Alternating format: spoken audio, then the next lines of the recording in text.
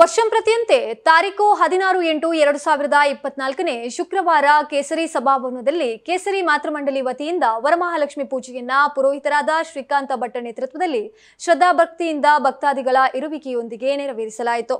ಸಂಜೆ ದೇವರನ್ನ ಪ್ರಾರ್ಥಿಸಿ ಶ್ರೀಮತಿ ಆಶಾ ನಾಗರಾಜ್ ಗಟ್ಟಿ ಮತ್ತು ನಾಗರಾಜ್ ಗಟ್ಟಿ ಹಾಗೆಯೇ ಶ್ರೀಮತಿ ಸೌಮ್ಯ ಸುದೀನ್ ಬೇಕಲ್ ಮತ್ತು ಸುದೀನ್ ಬೇಕಲ್, ಶ್ರೀಮತಿ ವಂದನಾ ಮತ್ತು ಶ್ರೀ ವಿನೀತ್, ಶ್ರೀಮತಿ ಗೀತಾ ಮತ್ತು ಶ್ರೀ ರವಿ ಪ್ರಸಾದ್, ಶ್ರೀಮತಿ ಸರಿತಾ ಮಹೇಶ್ ದೀಪ ಪ್ರಜ್ವಲನೆಯನ್ನ ನೆರವೇರಿಸಿದ್ರು. ಈ ಸಂದರ್ಭದಲ್ಲಿ ಮಾತೃಮಂಡಲಿಯ ಮಾರ್ಗದರ್ಶಕರಾದ ಬಿ ನಾರಾಯಣ್ ಕುಂಪಲ ಇವರು ಜೊತೆಗಿದ್ರು.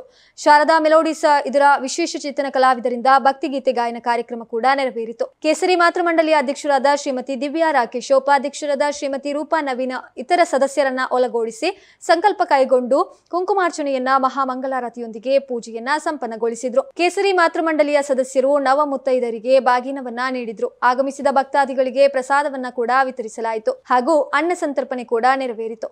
ವರ್ಷಂಪ್ರತಿಯಂತೆ ಅನ್ನದಾನ ಸೇವೆಯನ್ನ ಶಿವಪ್ರಕಾಶ ಮಸ್ಕತ್ ನೀಡಿದ್ರು.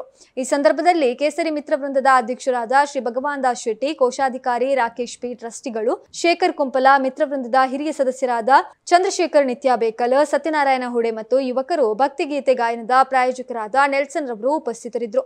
ಎಲ್ಲರಿಗೂ ಕೇಸರಿ ಮಾತೃಮಂಡಲಿಯ ಕಾರ್ಯದರ್ಶಿ ಶ್ರೀಮತಿ ರಶ್ಮಿ ಸಂದೀಪ ಮುಂದಾಳತ್ವದಲ್ಲಿ ಮಾತೃಮಂಡಲಿಯ ಸದಸ್ಯರನ್ನೆಲ್ಲರೂ ಸೇರಿ ಪೂಜೆಯ ಜವಾಬ್ದಾರಿಯನ್ನು ವಹಿಸಿಕೊಂಡು ಪೂಜಾ ಕಾರ್ಯಕ್ರಮವನ್ನ ಯಶಸ್ವಿಗೊಳಿಸಿದ್ರು. ಪ್ರತ್ಯಕ್ಷ ಹಾಗೂ ಪರೋಕ್ಷವಾಗಿ ಸಹಕರಿಸಿದ ಎಲ್ಲರಿಗೂ ವರಮಹಾಲಕ್ಷ್ಮಿ ಪೂಜಾ ಫಲ ಸಿಗಲಿ, ಮುಂದೆಯೂ ತಮ್ಮೆಲ್ಲರ ಸಹಕಾರ ಹೀಗೇ ಇರಲಿ ಎನ್ನುವಂತಹ ಮನವಿಯೊಂದಿಗೆ ಸರ್ವರಿಗೂ ವಂದಿಸಿದ್ರು.